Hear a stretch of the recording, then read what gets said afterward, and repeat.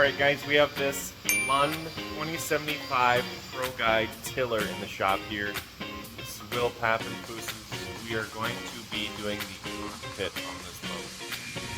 So, Minnesota winter, as you can see, there's quite a bit of salt across the boat, not a big deal.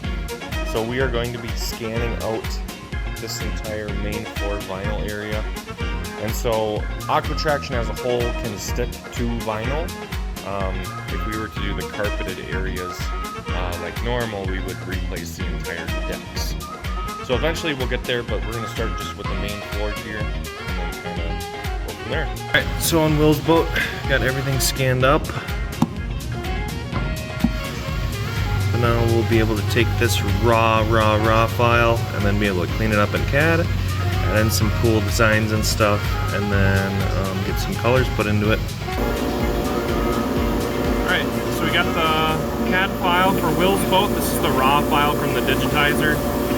Cleaned it up, we aligned it, we added some seam lines in, we added a ruler in the middle, and then we went with 3 different patterns just to show him our kind of what looks best. So I sent him this mock-up with all these different colors, and we are now going with this one right here. So we're going with the Topographic pattern, charcoal and black. It'll look really sharp inside the boat. Got everything programmed. It's actually cutting right now, so we're cutting out that ruler.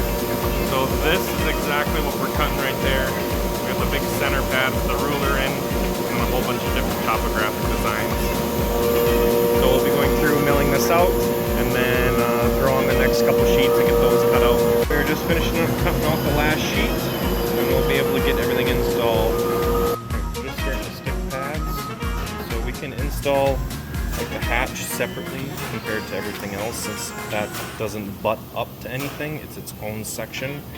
So we're going to do the outsides. We're going to do everything that butts up to each other first, and then we're going to come back and then do everything on its own.